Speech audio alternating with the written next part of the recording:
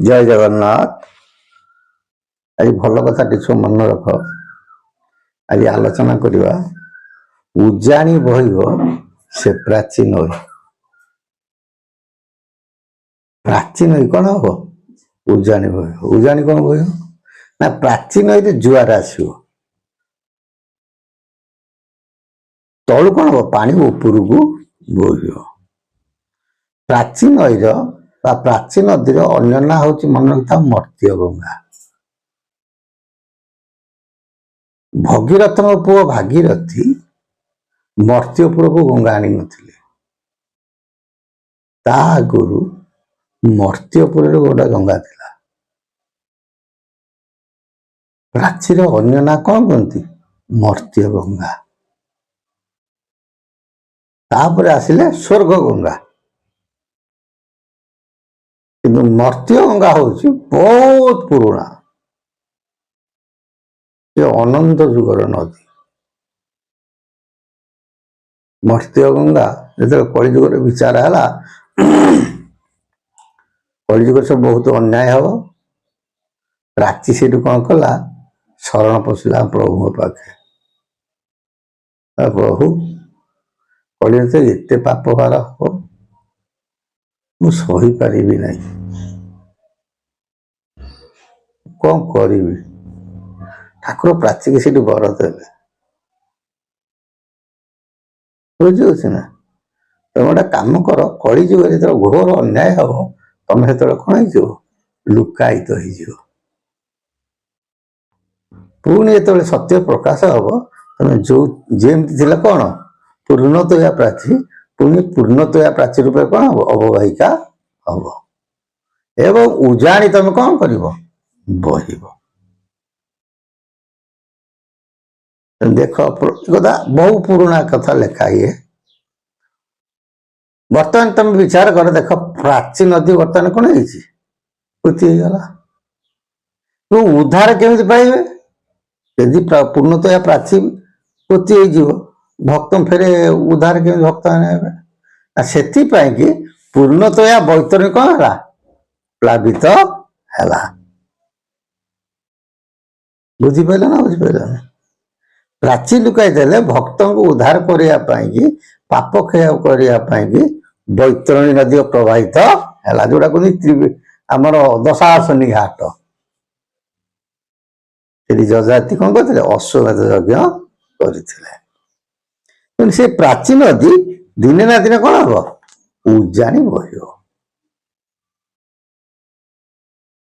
बुझी ना। आरी उपरे महापुरुष कौन कहती कहती अच्युत शुणरे वीर हेतु रखि 12 कुमार। 12 कुमार किसे ना द्वादश गोपाल। ये गोपाल माने तमें मन रखि था ना कौन ना मर्त्य गंगा गोटी से प्राची नई पाप भार देखी गुपत जही। मर्त्य गंगा हूँ किए से प्राची नदी पाप भार देखिकी से कौन हो गुप्त हो अनंत जुगरे हेब प्रकाश उजाणी बहिब निश्चय अभ्यास।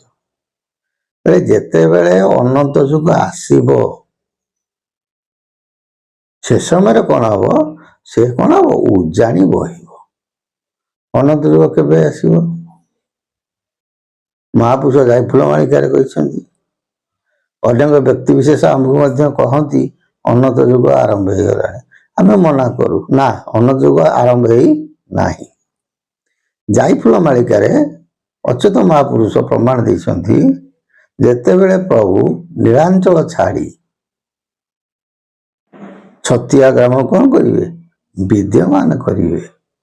छतिया रहा महाकैवल्य हाट बस आनंद बजार हम अभड़ा रोषे हम जेबेठू हम से दिन ठार कौन हम अनंत जुग आरंभ हेब बोली आमे कहूँ महापुरुष को यथेष्ट प्रमाण देइछंती। से जो अनंत जुग आसव से समय कौन हम प्राची पुणी उजाणी बहिब। उजाणी माने ओलटा बहिब ଉପରୁ ପାଣି ତଳକୁ ଯାଉଛି, ସେ ଏମିତି ହବ ଜୁଆର ଆସିବ, ତଳ ପାଣି କଣ ହବ ଉପରକୁ ଉଠିବ। କୋଉ ଯାଏଁ ଉଠିବ ନା ଅନନ୍ତ ମାଧବ ଲୀଳାର ଭୂଇଁ ଅସୁର ମାନଙ୍କୁ ଦିଶିବ ନାହିଁ। ଯେଉଁ ସ୍ଥାନରେ ଅନନ୍ତ ମାଧବ ଲୀଳା କରୁଥିବେ ସେଇ ପର୍ଯ୍ୟନ୍ତ କଣ ହବ ପ୍ରାଚୀ ପୁନର୍ବାର ଫେରିବ, ଅସୁର ମାନଙ୍କୁ ଦିଶିବ ନାହିଁ। ଏକଥା ସମସ୍ତେ ଜାଣିପାରିବେ ନାହିଁ। ତେଣୁ ପ୍ରାଚୀ ନଦୀ ଅନ୍ୟ ନାଁ ହଉଛି ମର୍ତ୍ତ୍ୟଗଙ୍ଗା ଏବଂ ମହାପୁରୁଷ ମାନଙ୍କ ବାଣୀ ହିସାବରେ ଉତ୍କଳୀୟ ପଞ୍ଚସଖାଙ୍କ ବାଣୀ ହିସାବରେ ତାକୁ ମଧ୍ୟ ପ୍ରାଚୀକି କ୍ଷୀର ନଦୀ ନାମରେ କଣ ହେଇଛି ନାମିତ କରାଯାଇଛି। ଗୋବରୀକି ଅର୍କିଦାସ କ୍ଷୀର ସିନ୍ଧୁ କହିଛନ୍ତି। ଆମର ଗେଙ୍ଗୁଟି, ପ୍ରାଚୀ, ଚିତ୍ରତୋଳା, ଜରିଆ ଏମିତି ଅନେକ ନଦୀ କଣ କରିଛନ୍ତି ସେ କ୍ଷୀର ନଦୀ ନାମରେ ନାମିତ ମଧ୍ୟ କରିଛନ୍ତି। ସେ ଯାହା ହେଉ ଦିନେ ନା ଦିନେ ମହାପୁରୁଷଙ୍କ ଭାଷା ମତରେ ଦିନେ ନା ଦିନେ କଣ ହବ ପ୍ରାଚୀ ନଦୀ ଉଜାଣି ବହିବ।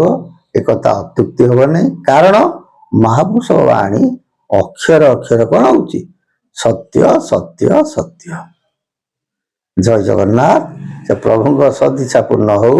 ବୋଲ ଆନନ୍ଦେ କହା ହରି ବୋଲ।